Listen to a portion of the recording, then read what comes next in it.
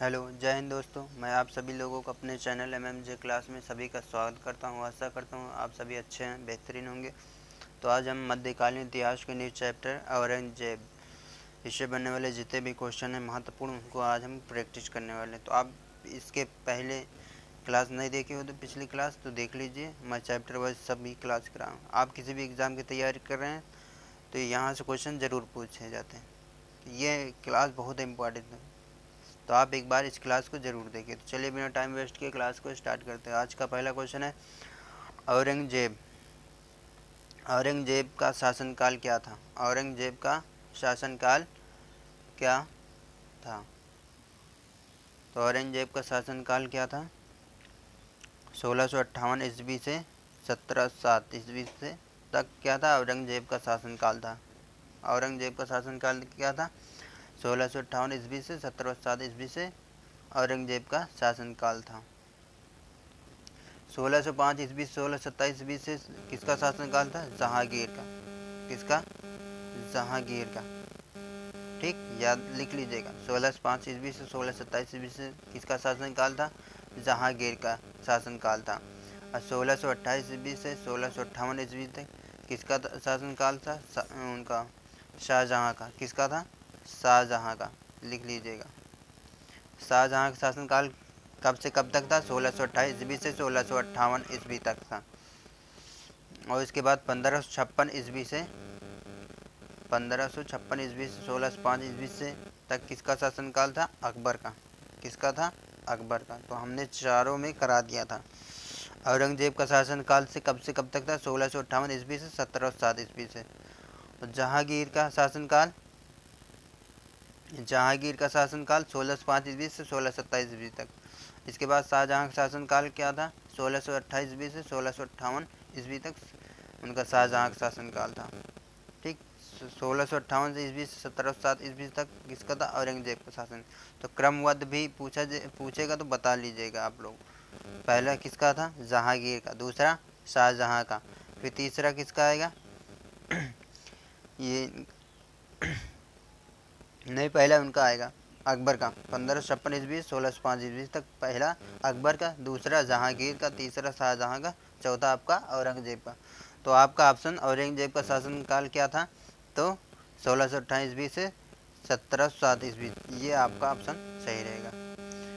अगर क्लास आप लोगों को अच्छी लगी हो तो कमेंट करके ज़रूर बताइए। अब चैनल पर नए तो चैनल को सब्सक्राइब कर लीजिए। बहुत मेहनत लगती कंटेंट बनाने में दोस्तों। ये बहुत इंपॉर्टेंट क्वेश्चन है, हर एक एग्ज़ाम में पूछा गया क्वेश्चन है। इससे बेहतर और क्वेश्चन हैं, देखिए पूरी क्लास एक बार ज़रूर देखिए। अगला क्वेश्चन, निम्नलिखित में से किस मुगल बादशाह को 2 बार राज्य अभिषेक हुआ था? कितने बार? 2 बार राज्य अभिषेक। तो औरंगजेब का हुआ था। किसका हुआ था? औरंगजेब का। तो आपका ऑप्शन डी सही रहेगा। अगला क्वेश्चन है, घरमत का युद्ध निम्न में से किन के बीच लड़ा गया था? घरमत का युद्ध जो हुआ था किनके बीच लड़ा गया था? तो औरंगजेब तथा दारा सिकोह के बीच में। किसके बीच में घरमत के युद्ध लड़ा गया था? तो औरंगजेब तथा दारा सिकोह के बीच। अगला क्वेश्चन है, औरंगजेब ने जोधपुर के शासक जसवंत सिंह को 1658 ईस्वी के घरमत के युद्ध में पराजित किया था। घरमत किस राज्य में स्थित है इस समय? किस राज्य में स्थित है? तो मध्य प्रदेश में स्थित। कहाँ पे स्थित है? मध्य प्रदेश में स्थित है। अगला क्वेश्चन है, मुगल शहजादा जिसने श्रीनगर गढ़वाल में आश्रय लिया था वह कौन था? तो कौन था जो आश्रय लिया था? तो सुलेमान सिकोह। कौन लिया था? सुलेमान सिकोह कौन था? दारा सिकोह का पुत्र था। दारा सिकोह का पुत्र है। सुलेमान सिकोह कौन है? तो ये दारा सिकोह का पुत्र था। अगला क्वेश्चन है, औरंगजेब के किस पुत्र ने विद्रोह करके राजपूतों के विरुद्ध अपने पिता की स्थिति दुर्बल कर दी थी? तो कौन कर दी थी? तो अकबर ने, मोहम्मद अकबर ने। इनका पूरा नाम क्या था? मोहम्मद अकबर थे। ये औरंगजेब के पुत्र थे। राजपूतों के विरुद्ध अपने पिता की स्थिति दुर्बलता कर दी थी। अगला क्वेश्चन है, किस मुगल सेनापति के साथ शिवाजी ने 1665 ईस्वी में पुरंदर की संधि पर हस्ताक्षर किए थे? किस मुगल सेनापति के साथ शिवाजी ने 1665 ईस्वी में पुरंदर की संधि पर हस्ताक्षर किए थे? तो जय सिंह। किसके साथ? जय सिंह। बहुत इंपॉर्टेंट क्वेश्चन है ये, हर एग्ज़ाम में पूछा गया। यहाँ यूपीएससी तक के एग्ज़ाम फ्री मेंस में 4-5 मरतबा पूछा गया। 2010, 2012, 13 में पूछा गया क्वेश्चन है। तो आप बहुत इंपॉर्टेंट क्वेश्चन है। आप किसी भी एग्ज़ाम की तैयारी कर रहे हैं, यूपी पुलिस हो या कांस्टेबल हो या सीआरपीएफ या रेलवे ग्रुप डी या पुलिस या एनटीपीसी, एमटीएस, एसएससी, जीडी, किसी भी एग्ज़ाम की तैयारी कर रहे हैं, बहुत इंपॉर्टेंट क्वेश्चन है, नोट करके रख लीजिए। बहुत इंपॉर्टेंट क्वेश्चन है। ठीक, आप चैनल पर नए हैं तो चैनल को सब्सक्राइब कर लीजिए। किस मुग़ल बादशाह को जिंदा पीर कहा जाता है? किस मुग़ल बादशाह को जिंदा पीर कहा जाता है? तो किसको कहा जाता है? औरंगज़ेब को। किसको कहा जाता है? औरंगज़ेब को कहा जाता है। अगला क्वेश्चन है औरंगज़ेब के काल में कौन यूरोपीय यात्री भारत आया था? देखिए बहुत इंपॉर्टेंट क्वेश्चन है, हर एग्ज़ाम में पूछा गया। औरंगज़ेब के काल में कौन यूरोपीय यात्री भारत आया था? तो विलियम हांकिस और थॉमस रो, ये दो किसके शासनकाल में आए थे? तो जहांगीर के शासनकाल में। किसके शासनकाल में आए थे? जहांगीर के शासनकाल में आए थे। तो विलियम हांकिस और थॉमस रो किसके शासनकाल में आए थे? तो जहांगीर के शासनकाल में। किसके शासनकाल में आए थे? जहांगीर के शासनकाल में आए थे। ये आपकी जो एंटोनियो मोसेराट है, ये किसके शासनकाल में आए थे? तो ये आए थे अकबर के शासनकाल में। किसके शासनकाल में आए थे? अकबर के शासनकाल में आए थे। अब पीटर मुंडी किसके शासनकाल में आए थे? पीटर मुंडी किसके शासनकाल में आए थे? पीटर मुंडी आए थे शाहजहां के शासनकाल में। किसके शासनकाल में आए थे? ये आपके शाहजहां के शासनकाल में आए थे। तो विलियम हांकिस और थॉमस रो किसके शासनकाल में आए थे? जहांगीर के शासनकाल में। किसके शासनकाल में आए थे? जहांगीर के। एंटोनियो मोंसेराट और किसके शासनकाल में आए थे? अकबर के शासनकाल में। पीटर मुंडी किसके शासनकाल में आए थे? शाहजहां के शासनकाल में आए थे। तो औरंगजेब के काल में कौन यूरोपीय यात्री आया था? इनमें से कोई नहीं। ऑप्शन में लिख लीजिएगा, इनमें से कोई नहीं। ठीक, ये ऑप्शन मतलब टाइपिंग करने में मिस्टेक हो गया, इनमें से कोई नहीं आया था। तो औरंगजेब के काल में कौन यूरोपीय यात्री भारत आया था? इनमें से कोई नहीं आया था। तो विलियम हांकिस किसके शासनकाल में? थॉमस रो किसके शासनकाल में आए थे? जहांगीर के। एंटोनियो मोसेराट किसके शासनकाल में आए थे? अकबर के। पीटर मुंडी किसके शासनकाल में आए थे? शाहजहां के। बहुत इंपॉर्टेंट क्वेश्चन है, हर एक एग्ज़ाम में पूछा गया, हर एक एग्ज़ाम में पूछा जाता है। यहाँ तक कि GD, MTS, NTPC, RRB group D, इन सभी एग्ज़ाम में पूछा जाता है। तो अगला क्वेश्चन है सर्वप्रथम किस मुग़ल शासक ने ब्रिटिश के विरुद्ध संघर्ष किया था? सर्वप्रथम किस मुग़ल शासक ने ब्रिटिश के विरुद्ध संघर्ष किया था? तो औरंगज़ेब।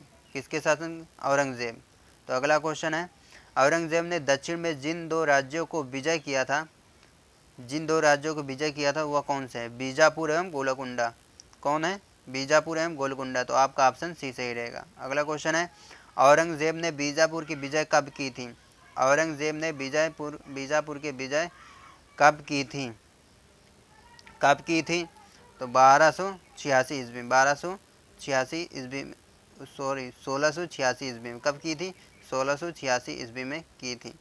अगला क्वेश्चन है 1687 ईस्वी में जब औरंगज़ेब ने गोलकुंडा किले पर अधिकार किया था, उस समय गोलकुंडा का शासक कौन था? गोलकुंडा का शासक कौन था? तो कौन था? अबुल हसन कुतुब शाह। कौन सा उस समय शासक था वहाँ का?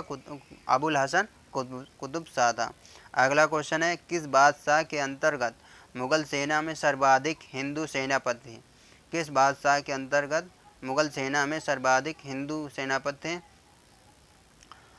तो औरंगजेब के शासनकाल में मुग़ल सेना में सर्वाधिक हिंदू सेना अधिकारी थे। तो आपका अगला ऑप्शन डी सही रहेगा, औरंगजेब।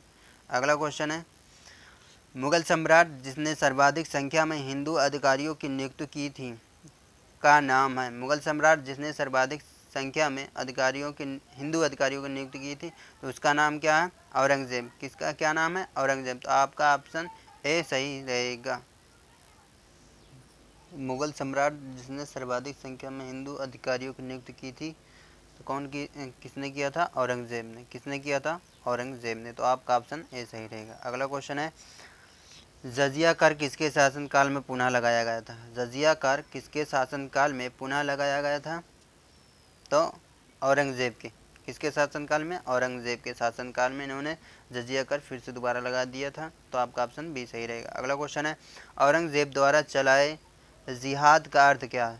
औरंगजेब द्वारा चलाए जिहाद का अर्थ क्या है? दारुल इस्लाम। तो आपका बी सही ऑप्शन। अगला क्वेश्चन है, बीबी का मकबरा का निर्माता कौन है? तो औरंगजेब में। कौन है? औरंगजेब। तो आपका ऑप्शन डी सही रहेगा।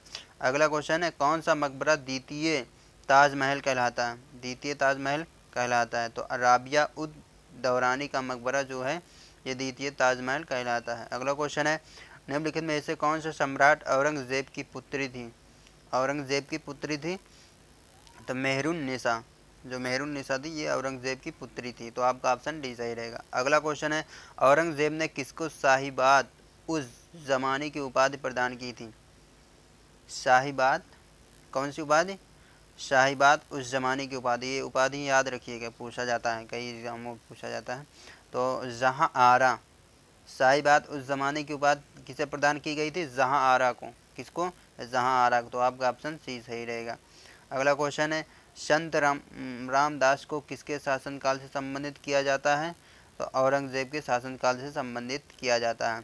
अगला क्वेश्चन है, दिल्ली के लाल किले में मोती मस्जिद का निर्माण किया था, किसने किया था? तो औरंगजेब ने किया था। किसने किया था? औरंगजेब ने किया था। तो ये इस चैप्टर से लास्ट क्वेश्चन, तो इस चैप्टर से जितने बनने वाले क्वेश्चन थे हमने करा दिया। इससे बाहर क्वेश्चन कहीं नहीं पूछे जाएंगे, इस चैप्टर से पूछे जाएंगे। औरंगजेब से रिलेटेड कोई भी क्वेश्चन तो इसी से आएंगे। तो आप किसी भी एग्ज़ाम की तैयारी कर रहे हो तो इस क्लास को एक बार ज़रूर देखिए। चैनल पर नए हो तो चैनल को सब्सक्राइब कर लीजिए। पिछली क्लास नहीं देखिए तो चैप्टर वाइज हमने क्लास कराए रखी हैं, उसे देख लीजिए एक बार। देखिए कुछ महत्वपूर्ण तथ्य हम लिखवाते हैं।